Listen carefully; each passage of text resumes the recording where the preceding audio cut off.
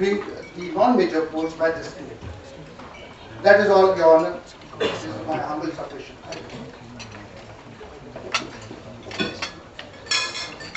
Next question.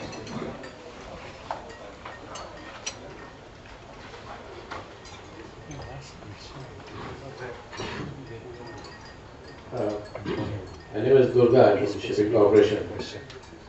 From the shipping line's perspective, we've noticed that vessel-related charges in the Indian ports are far, in excess of what is in the adjacent ports.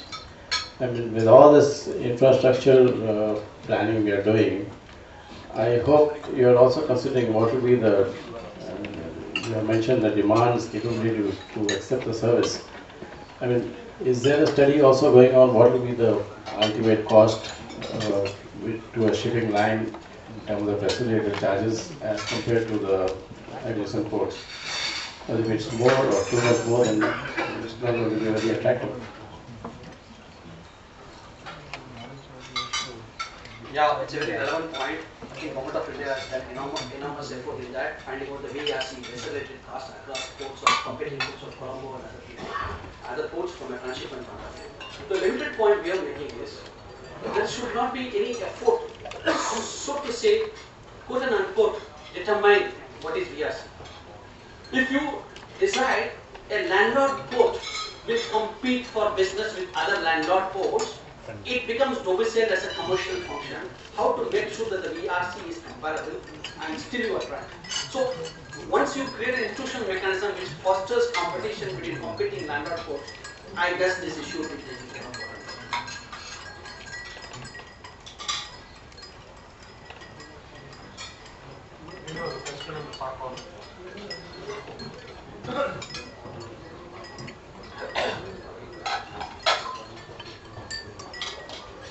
Yeah, I have a very simple solution for Commodore.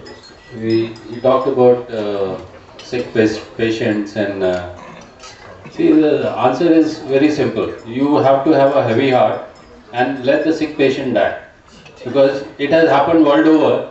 The ports which are not functioning cannot work because of financial reasons or because of commercial reasons or even for technical reasons.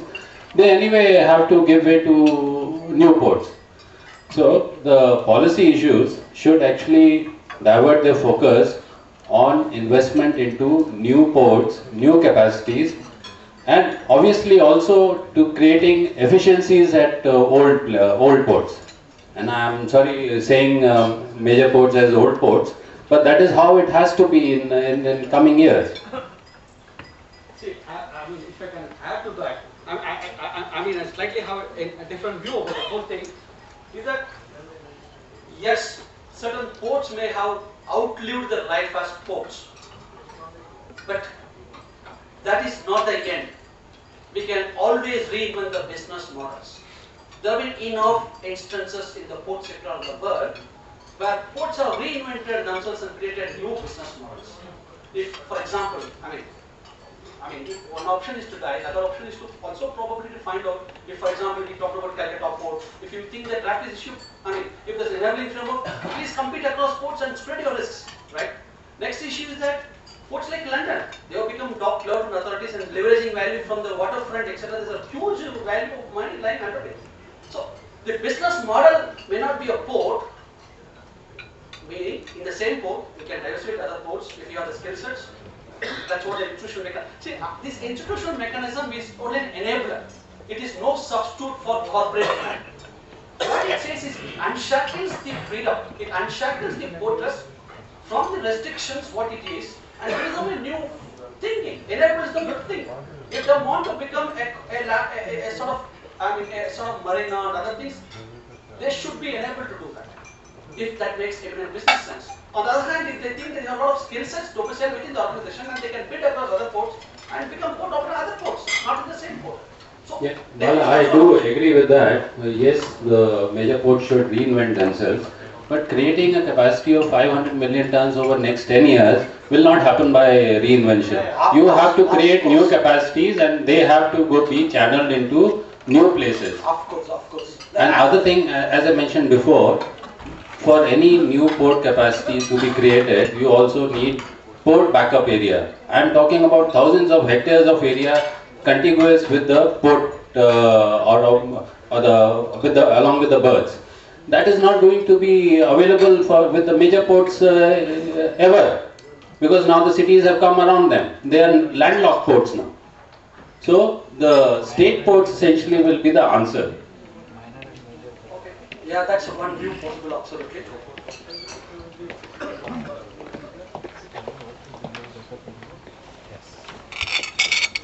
Yes. Have you made any study, because we have been talking about connectivity problem? Is the i-maritime when they presented, I have not seen any kind of projection on connectivity and how cargo and people are going to commute to the port. That has been a major problem, because we have found, as user, myself is Radhakrishnan, I am from Bombay Customs Association. We have found that last couple of years back, when there was a congestion in the port had a problem related to infrastructure outside the port to evacuate the port cargo. So that is the major issue, because we can develop ports, but are we really going to include some of these features in your presentation later for recommendation to the world bank? Yeah, that's right. We have done the connectivity issues both from rail and road. We have examined what kind of traffic will be coming in each of the port clusters in 9, 10 and 14, 15, that is 5 year and 10 year from now, and whether the existing rail and road capacity plus the new projects which are being planned within these clusters, whether Paradip, Calcutta, etc., would be sufficient to take care of the projected traffic which is there. And we have commented over whether the connectivity both in road as well as in rail is adequate or inadequate. And some numbers have been arrived at that how much additional capacity is required in road or in rail. Having said that, we have also examined not only railroad but also the marine logistics, because the channels also are similar to railroad. They bring the ships. These railroad bring the cargo to the port, and port is the node which handles the from the land to the port, and land to the sea, and sea to the port. So we have examined the channels also across various port clusters and try to assess their capacities, whether they are adequate from the draft point of view, from the point of view of the number of ships which are calling here, and whether they will be there. So that analysis has been done.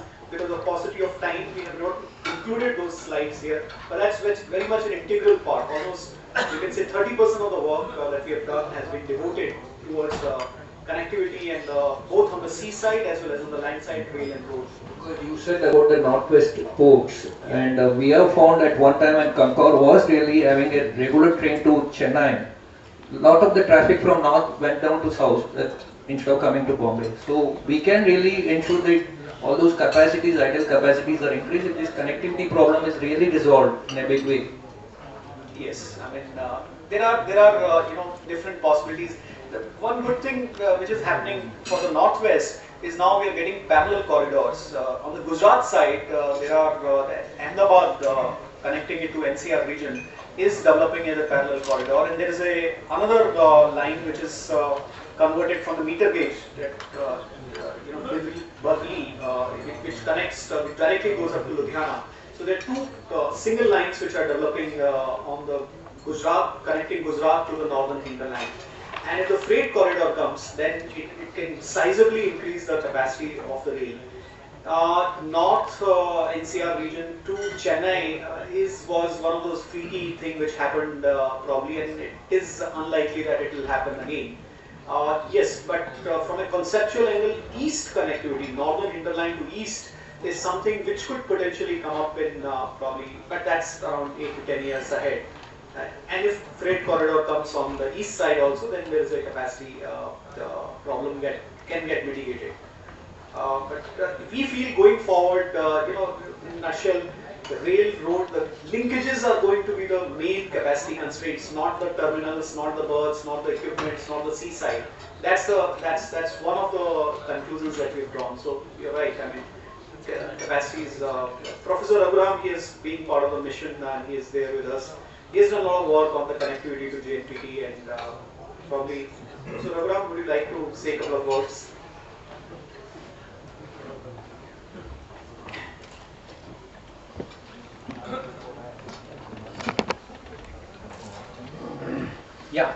definitely connect